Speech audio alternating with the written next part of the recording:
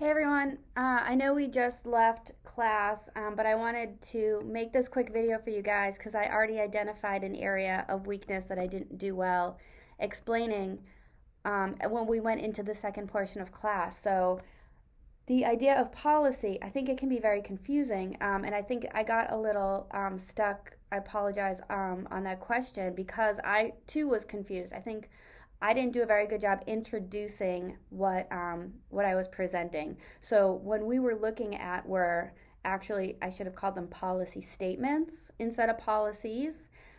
These are policy statements that are developed by members of the American Public Health Association, or APHA, which you might hear it called.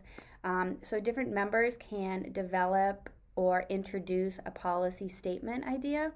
And I think having that word statement in there really helps to eliminate some of that confusion.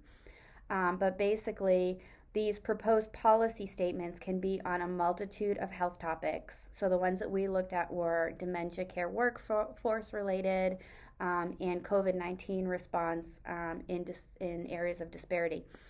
But they can be on and really anything. And there are some great policy statements in that list that I provided for you guys. So these aren't actual policies that are enacted at a local or state government level.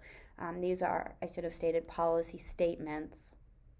And these specific policy statements weren't just developed or introduced, but they were actually approved by the American Public Health Association Governing Council at their recent annual meeting. So all of those APHA members who introduce or develop policy statements that they believe should be enacted by the institution, by APHA themselves, they can bring those to that, they propose them or bring them to that governing council at the annual meeting, and they make the decision on whether or not they will be included. And the reason for these, so why? Why do we want policy statements? What good are they? So these policy statements help to shape the position that APHA takes on legislation or regulations that will come up in the future. So they're making a stand and they're being an advocate in these areas.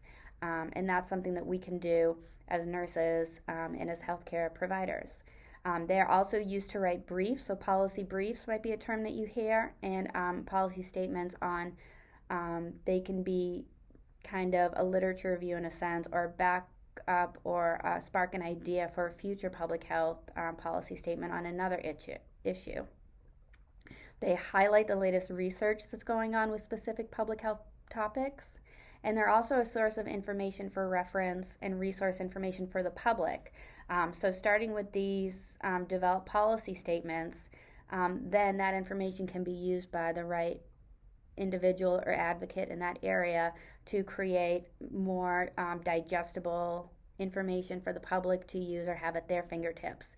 And these can be fact sheets, or they can be, what I really like is infographics. I'm a visual learner. They can be reports depending on who your target audience is. If it's not an individual, maybe it's a corporation.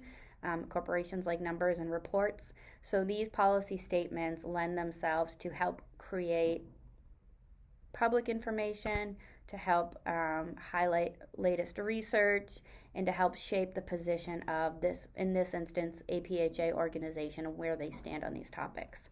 So thank you again for spending this time with me. I just wanted to reflect on that point that I could have more clearly stated, and have a great weekend. Bye, guys.